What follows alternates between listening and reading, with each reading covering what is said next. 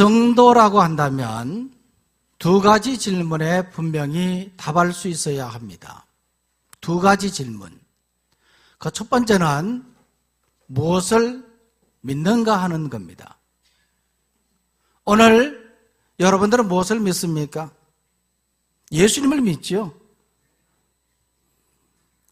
예수님을 믿지 않는 사람들은 무엇을 믿고 삽니까? 가끔 전도하다 보면 이렇게 말하는 사람이 있습니다. 예수님을 믿느니 무엇을 믿으라고요? 내 주먹을 믿으라고. 이 주먹이 그만큼 센 모양이죠.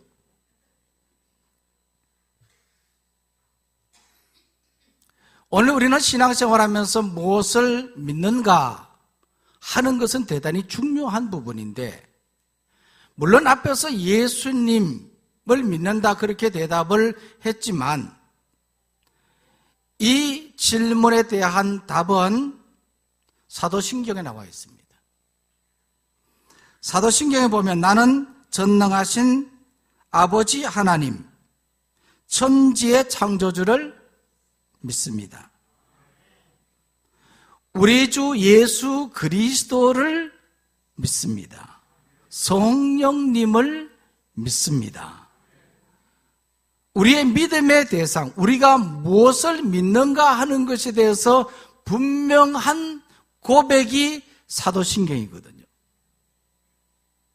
이것에 대해서 우리가 고백하고 믿을 때 진정한 성도인 겁니다. 또 하나의 질문은 어떻게 사는가 하는 겁니다. 믿었으면 믿음으로 살아야 되잖아요. 어떻게 사는 게 믿음의 삶입니까? 여기에 대한 답이 10계명의 말씀입니다. 1계명부터 4계명까지는 하나님을 섬기는 방법, 5계명부터 10계명까지는 이웃을, 사람을 섬기는 방법에 대해서 말하고 있지요. 이것은 성도의 삶의 기준이고 반드시 지켜야 하는 계명이기 때문입니다. 그래서 성도라고 한다면 하나님을 믿고 10계명의 말씀대로 사는 사람입니다. 이것이 바로 생명의 삶이라 하는 거죠.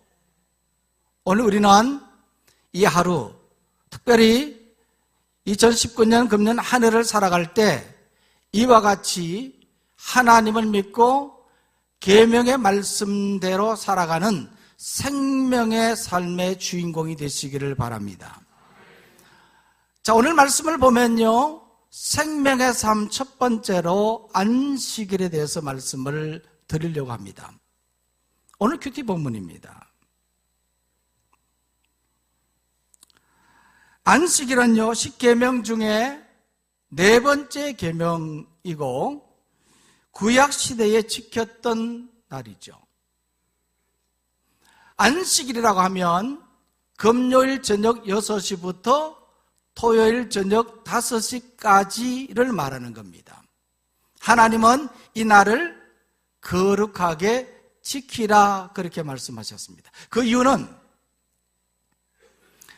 이 날은 하나님이 천지를 창조하시고 쉬신 날이기 때문에, 안식하신 날이기 때문에, 그리고 이 날에 하나님께서 그 백성들에게 복을 주시기 위해서 이 날을 지키라 그렇게 말하고 있습니다.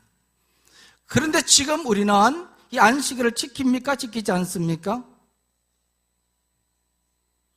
대답을 하셔야 되는데 안 지키잖아요. 그렇죠? 그래서 신약 시대는 이 안식일이 바뀌어졌습니다. 안식일의 개념이 달라졌습니다. 어떻게 달라졌어요? 주일로 달라졌죠? 매주 일요일, 즉 예수님이 우리의 죄를 대속하시고 부활하신 주일을 안식일 개념으로 지키게 되었습니다. 그 이유는 구약의 안식일이 모세 율법에 근거한 것이었다면 주일은 율법의 완성자로 이 땅에 오신 예수님의 죽으심과 부활을 근거로 하기 때문입니다. 그래서 이 부활의 주님이 사신 날, 이 날이 바로 주일이라 하는 거죠. 그래서 예수님은 인자는 안식일의 주인인 것입니다. 그래서 안식일에서 주일로 바뀜으로 말미암아서 유대교에서 기독교가 시작된 것입니다. 할렐루야. 자, 그래서 우리가 지금 주일을 지킵니다. 주일날 교회에 나와서 하나님 앞에 예배를 드리는데 이 주일을 지키지만 안식일의 개념으로 우리가 지키게 된다는 것이죠. 자, 그런데 오늘 이 말씀에 보니까요, 예수님께서는 이 안식일에 대해서 말씀을 하셨어요. 이 말씀에 보니까 예수님께서는 안식일에 대해서 무엇이라고 말씀을 하셨습니까? 먼저는 안식일에 대한 오해였습니다. 이 오해에 대해서 말씀하셨는데 23절 말씀 볼까요? 다 같이 읽어보겠습니다. 시작. 안식일에 예수께서 밀밭 사이로 지나가실새 그의 제자들이 길을 열며 이삭을 자르니.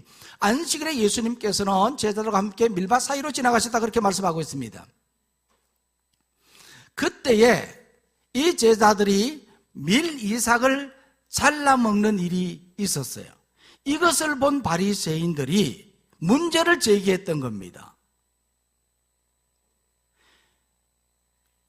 그 제자들의 모습을 바라보면서 24절 말씀해 보니까요, 저들이 어찌하여 안식일에 하지 못할 일을 하나이까? 왜 당신의 제자들은 이와 같이 안식일에 하지 말아야 될 일을 합니까? 그렇게 물었어요. 자, 그러면 이 제자들이 안식일에 한 일이 무엇이었습니까? 밀 이삭을 잘라 먹은 것이거든요. 그거 비벼 먹은 겁니다. 이것이 잘못됐다는 거예요. 지금 과연 잘못된 것인가? 안식일에 밀 이삭을 잘라 먹는 것은 이것은 할 수 있는 일이었어요. 만약에 할 수 없는 일이었다고 한다면 예수님께서 밀밭 사이로 지나가셨겠습니까? 예수님께서는 안식일에 사역을 통해서 열심히 일한 이 제자들이 배고픈 것을 보고 그 밀밭 사이로 의도적으로 들어갔던 겁니다. 그래서 이 제자들이 그 밀 이삭을 잘라 먹었던 것이죠. 이것은 할 수 있는 일이었습니다. 그 증거가 뭐냐? 구약 율법에 보면 알 수 있는데요, 율법에는 남의 밭에 들어가 낫을 가지고 탈곡하는 것은, 베어다가 탈곡하는 것은 안 되었지만 손으로 비벼 먹는 것은 허용이 되었습니다. 특히 가난한 자가 자기 배를 채우기 위해서 그곳에 들어가는 것은 그것이 가능했다는 것이죠. 또한 유대 풍습에도 보면요, 길을 가다가 무화과 나무 열매를 보고 따먹는 것은 주인도 말리지 않았다는 거예요. 그리고 그것을 따먹는 사람도 죄책감을 느끼지 않았다는 거예요. 실제로 예수님께서도 길 가시다가 무화과 나무를 보시고 다가가서 열매가 있는가를 보셨습니다. 예수님이 왜 무화과 나무 가까이로 다가가셨을까요? 그냥 열매가 있는가 보려고 갔겠습니까? 아니면 따먹으려고 갔겠습니까? 따먹으려고 갔겠죠. 그런데 열매가 없어서 저주를 하셨던 겁니다. 그것이 가능한 일이었기 때문에 그렇게 했던 겁니다. 그러나 그 밭에 들어가서 낫을 가지고 베어서 나오는 것은, 이것은 안 된다는 거예요. 그것은 죄라는 겁니다. 그래서 신명기 23장 25절 말씀에도 보면요, 이렇게 말하고 있습니다. 우리 다 같이 한번 읽어보겠습니다. 시작. 내 이웃의 곡식밭에 들어갈 때에는 내가 손으로 그 이삭을 따도 되느니라. 그러나 내 이웃의 곡식밭에 낫을 대지는 말지니라. 자, 밭에 들어가서 이삭을 잘라 먹어도 됩니까? 안 됩니까? 됩니다. 그러나 무엇을 하지 말라고요? 낫을 대지는 말라 그랬어요. 자, 분명히 되는 일이라 그랬어요. 자, 그러면 왜 이 바리새인들이 제자들이 하는 그 모습을 보고 예수님께 이 일을 제기했겠습니까? 왜 문제를 제기했겠느냐 하는 겁니다. 그 이유는 뭡니까? 그것을 안식일에 했기 때문입니다. 괜찮지만 그것은 안식일에는 하면 안 된다 하는 것이었습니다. 구약 율법에 보면요, 안식일을 거룩히 지키라 그렇게 말했고, 안식일에는 파종이나 추수와 같은 노동을 해서는 안 된다 그렇게 규정을 하고 있습니다. 그리고 유대인의 전성인 미시나에도 보면요, 안식일에 어린 양 한 입 분량의 밀 이삭이라도 자라면 그것은 죄라 그렇게 해석을 하고 있습니다. 바리새인들은 바로 이 조목을 가지고 예수님께 시비를 걸었던 겁니다. 다시 말하면 예수님의 제자들이 밀 이삭을 자른 것은 이것은 노동이라는 거예요. 안식일에 노동하면 안 되는데 왜 당신의 제자들은 이 안식일에 노동을 하느냐였습니다. 이것은 무엇이 문제였느냐 하면요, 이것은 율법의 말씀을 문자적으로 해석하는 데서 나오는 오해였던 겁니다. 오늘 우리는 하나님의 말씀인 성경을 믿습니다. 이 성경 말씀 우리가 다 믿지요? 성경 말씀을 믿습니다. 이 성경 말씀은 1.1핵이라도 틀림이 없다는 사실도 우리는 믿을 수 있어야 합니다. 그런데 이것을요, 기독교 근본주의자들이 말하는 성서 문자주의는 안 되는 겁니다. 다시 말하면 이 성경 말씀, 기록된 이 말씀 하나하나 토시 하나 틀리지 않고 그대로라고 그렇게 믿는 것은 안 된다는 말입니다. 그러면 1.1핵이라도 틀림이 없다는 말은 뭐냐? 이 기록된 이 말씀을 통해서 하시고자 하시는 하나님의 뜻이 1.1핵이라도 틀림이 없다는 말입니다. 1.1핵 틀림이 없다. 그래서 성경에 대한 올바른 해석은 매우 중요한 것입니다. 만약에 성경을 엉터리로 해석하게 되면 그것은 하나님의 뜻을 오해하는 결과를 낳게 됩니다. 그래서 문자적 해석을 주의해야 합니다. 문자라고 하는 것은요, 해석을 통해 뜻이 전달되는 상징인데 이 상징이 올바로 해석되지 못하면 오해가 발생하게 되는 겁니다. 예를 들어서요, 출애굽기 21장 24절 말씀에 보면 하나님은 보복에 대해서 말씀하셨는데 눈은 눈으로, 이는 이로 갚으라 그렇게 말씀을 하셨습니다. 그래서 이 말씀을 근거로 폭력을 정당화하는 경우들이 있습니다. 그래서 눈은 눈으로 그런다고 그냥 내 눈을 다치면 상대의 눈을 해치는 거죠. 하나만 해칩니까? 둘을 해치는 거죠. 만약에 상대가 나의 이빨을 다치겠다고 한다면 나는 상대를 어떻게 해요? 이빨뿐만 아니라 그냥 목숨까지도 없애버리는 거죠. 이와 같이 가니까 이것은 안 된다. 그래서 이 율법의 말씀은요, 이 성경 말씀은 보복법이 아니라 이것은 보호법이었습니다. 여기까지만 해라, 더 이상 하면 안 된다 하는 그러한 뜻인데 이것이 마치 보복을 허용한 것처럼 그렇게 해석하면 잘못된 것이라는 말입니다. 그 증거가 무엇입니까? 예수님께서 말씀하시기를 마태복음 5장 38절에서 42절 말씀에 보면 이렇게 말하고 있습니다. 한번 읽어볼까요? 시작.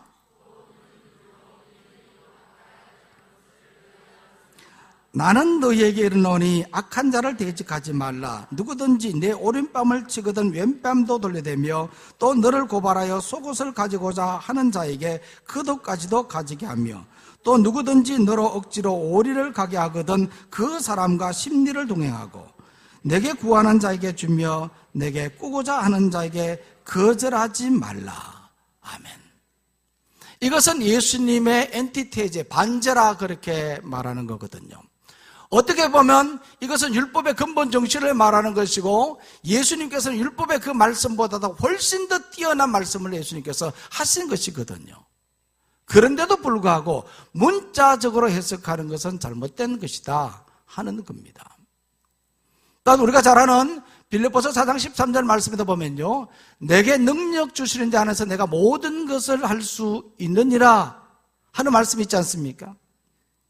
이 말씀 잘 알고 있습니다. 그래서 많은 사람들은 내게 능력 주시는 자, 예수 그리스도 안에 있으면 모든 것이 잘 된다, 모든 것을 할 수 있다, 이렇게 해석을 한단 말입니다. 이것은 잘못된 해석이라는 거예요.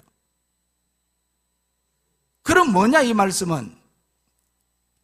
이것은요, 능력 주시는 자 안에 있으면 어떠한 형편에든지 자족하고 이길 힘을 갖게 된다는 뜻입니다.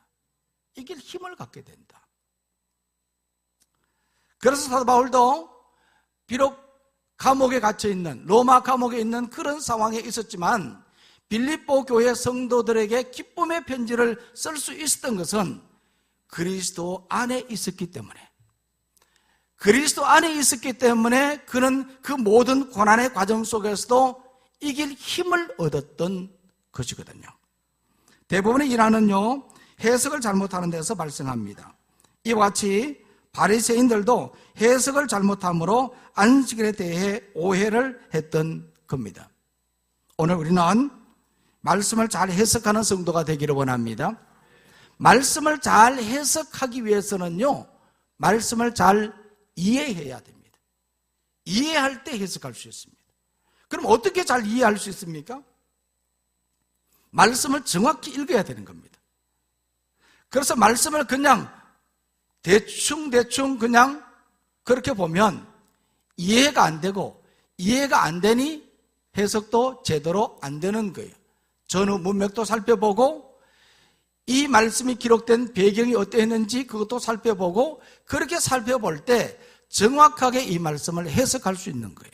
그래서 오늘 우리는 늘 말씀을 올바로 해석하는 성도가 되기를 원합니다.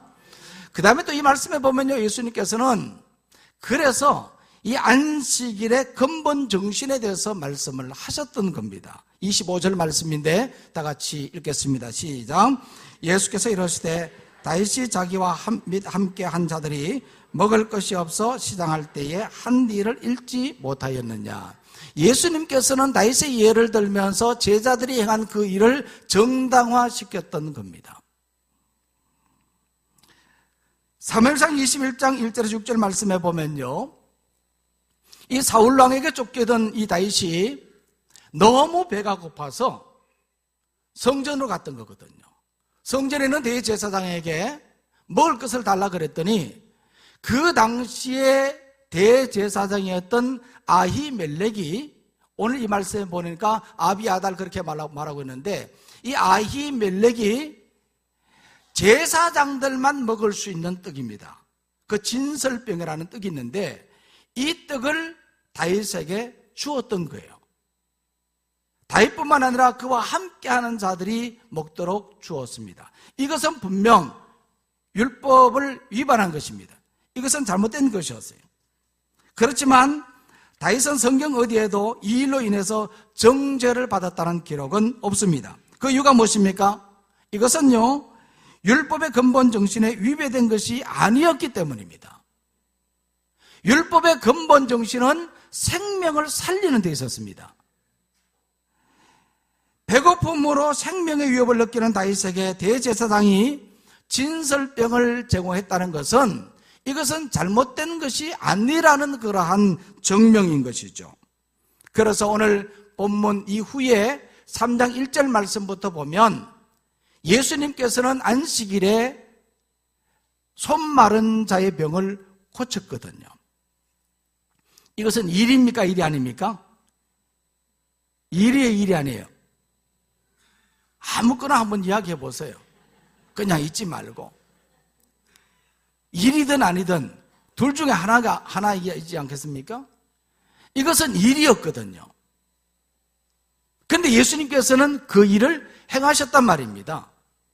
그런데 그것을 바라본 사람들 중에는 이것은 잘못된 것이다, 이것은 안식일에 하면 안 된다고 생각하는 사람에게 예수님께서는 이와 같이 말씀을 하셨어요. 4절 말씀 보십시오.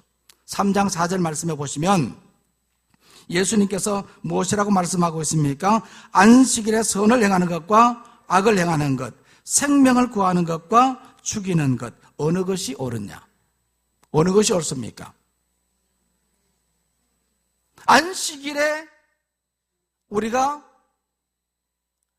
어떤 일을 하느냐? 생명을 살리는 일, 그죠? 사람 살리는 일을 해야 되는 거거든요. 우리가 교회 오는데, 급하게 교회 오는데 지나가던 사람이 갑자기 푹 쓰러졌어. 어떻게 하면 좋겠어요? 차를 타고 가더라도 멈춰서서 그 사람을 살려야 되는 거예요. 119 연락하고 응급소생술을 하든지 해서 그 사람 살리는 일이 우선이지 않습니까? 교회 가는 일이 아무리 바빠도 무엇이 더 중요하라고요? 생명 살리는 일이 중요한 거예요. 왜냐하면 이것이 말씀의 근본 정신이고 율법의 근본 정신이기 때문에 그런 거예요. 율법의 근본 정신은 생명을 살리는 겁니다. 그래서 교회가 존재하는 목적도 생명을 살리는 거예요. 영혼을 살리고 죽어가는 생명들을 살리는 것이 바로 교회의 존재의 목적이라는 말입니다. 2019년 새해를 맞이했습니다. 금년 한 해는 생명을 살리는 일에 마음을 다하기를 원합니다. 금년 한 해를 기해년이라 그렇게 말합니다. 무슨 띠의 해라고요? 무슨 띠? 어떻게 그렇게 잘 아세요? 그냥 돼지띠입니까? 황금 돼지띠 해라고 해서 연초가 되니까 누런 돼지가 스마트폰에 그냥 막 날라오네. 막 날라오네. 그런데요, 적어도 우리가 믿는 사람이라고 한다면 기해년, 황금 돼지띠에 이런 말들을 하지 않는 것이 좋습니다. 이것이 어디서 나왔는가? 봤더니 이런 기해년, 이런 말들은요, 60갑자 혹은 60간지에서 나온 것이고, 이 60간지에서요, 사주팔자가 나오고, 이 사주팔자에서 액막이, 부적이나 굿이라는 말이 등장한다는 거예요. 이것을 보면요, 성도는 이런 미신적인 말을 해서는 안 된다는 거예요. 황금 돼지를 그냥 이게 사진을 찍어서 보내온다고 해서 그러다 그거 진짜 내게 됩니까? 그런 거는 중요하지 않은 거예요. 차라리 송구 영신 예배 때 올해에 하나님께서 내게 주신 말씀을 함께 나눈다든지, 아니면 연초에 큐티 말씀을 통해서 은혜 받았던 것을 함께 나누는 것이 훨씬 더 좋지. 앞으로는 오늘 우리 기도할 때 장로님도 기도 잘하셨습니다만은 무슨 기해년 황금 돼지띠에 기도할 때 이런 말 하시면 안 돼요. 만약에 장로님 그래 하셨다 그러면 제가 이 설교를 못했을 겁니다, 지금. 그러니까 정말 우리가 신앙의 본질이 뭐냐, 하나님의 말씀의 근본 정신이 뭐냐, 이것을 우리가 분명히 알고 신앙생활하는 금년 한 해가 되기를 소망합니다.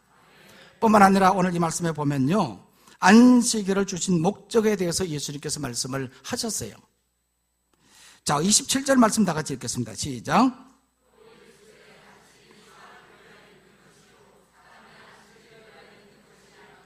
자, 예수님께서 이 말씀에 보니까요, 안식일은 사람을 위하여 있는 것이다 그랬어요. 안식일이 사람을 위하여 있는 것이, 사람이 안식을 위해서 있는 것이 아니다 하는 겁니다. 우리에게 하나님께서 안식일을 주신 목적이 뭐냐? 그것은 두 가지로 봐요. 첫 번째로는 노동으로부터 안식입니다. 그러니까 6일 동안 열심히 일하고 7일째는 어떻게 해요? 쉬라는 거예요. 쉬라는 거. 1년 365일 하루도 쉬지 않고 열심히 일하는 것과 매 주일마다 꼬박꼬박 쉬는 사람들과 비교를 해봤더니 누가 돈을 더 많이 벌어요? 쉬는 사람이. 말씀대로 살아야 돼요. 쉬어야 된다니까요. 기계도 계속해서 돌리면 안 되는 거예요. 저는요, 저희 집에 환풍기를 돌리는데 저는 환풍기를 계속해서 돌려도 괜찮다고 생각해요. 계속해서 돌리니까 저희 아내는 자꾸 돌리면 불 난다는 거예요. 쉬어줘야 된다는 거예요. 기계도 쉬어줘야 되는데 사람이 쉬지 않으면 되겠어요? 그래서 안식을 주신 것은 쉬라고 주신 겁니다. 그런데도 불구하고 안 쉬고 자꾸 일하신 분, 효과가 나타나지 않는 거란 말입니다. 그리고 또 하나의 목적은요, 쉬면서 하나님께 예배를 드리라는 거예요. 예배를 드리도록 기회를 준 것이 안식일을 우리에게 주신 목적이라는 말입니다. 그래서 우리가 안식일을 거룩하게 지키면요, 우리의 영혼이 살고 우리의 몸이 살고 우리의 삶이 형통하게 되는 거예요. 아멘. 어떤 분은 그렇게 말해요. 목사님, 주일은 쉬어야 되는데 교회 나와서 예배 드리지요, 이것저것 봉사하고 하루 종일 교회 일을 하다 보니까 너무너무 피곤해서 힘들어 죽겠어요. 그러나 정말 우리가 참된 안식, 영혼의 안식에 들어가면 우리 영혼이, 우리의 영적인 모습이 지쳐있다가 새롭게 회복되는 거예요. 이 주일에 영적 예배를 드리고, 그럼 우리 영적인 우리의 모습이 회복되면 육신도 건강해지는 거예요. 육신도 건강해지고 영적으로 회복되면 그럼 우리의 삶이 형통하게 된단 말입니다. 그러니까 주중에 지쳐있고 피곤한 그 사람이 주일날 교회에 나와서 정말 하나님의 참된 안식을 경험하면서 그렇게 예배를 드리니까 몸이 좋아지는 거예요. 영혼이 좋아지니까 몸이 좋아지고 하는 일이 잘 되어지는 거죠. 그래서 요한 3서 2절 말씀에도 말하고 있지 않습니까? 사랑하는 자의 내 영혼이 잘됨 같이 범사에 잘되고 강건하기를 원하노라. 아멘. 그러니까 우리가 주일날 교회에 와서 정말 참된 예배, 영혼의 예배로 하나님 앞에 나와서 내 영적인 삶이 온전히 회복되면 그러면 우리 육신도 더 건강해지고 우리의 삶이 잘 되어가는 거죠. 그래서 금년 한 해 2019년도에는 모두가 참된 예배를 드려서 영과 육이 건강하고 삶이 형통케 되는 우리 모두가 되기를 간절히 소망합니다. 그래서 안식일을 지키라 그렇게 예수님께서 말씀하셨어요. 특별히 성구 영신 예배 때 말씀 뽑기 그 카드에도 나와 있습니다만은 2019년 신앙생활을 한번 보십시오. 3가지가 적혀 있습니다. 첫 번째가 뭐였습니까? 매일 큐티 합시다. 두 번째가요, 매 시간 예배합시다. 가정예배. 가정예배 중요해요. 자녀의 신앙은 가정예배로부터. 두 번째가 뭡니까? 주일 예배. 세 번째가 수요 성령 기도회. 네 번째가 새벽 기도회. 매 시간마다 예배 드리는 것이 곧 우리가 성공하는 삶이라는 거예요. 그리고 세 번째가 뭐죠? 매 순간 기도합시다. 오늘 우리는 이 3가지 꼭 기억하고 금년 2019년도는 이와 같이 매일 큐티하고 매 시간 예배하고 매 순간 기도하는 우리 모두가 되기를 간절히 소망합니다. 기도하겠습니다. 하나님 아버지,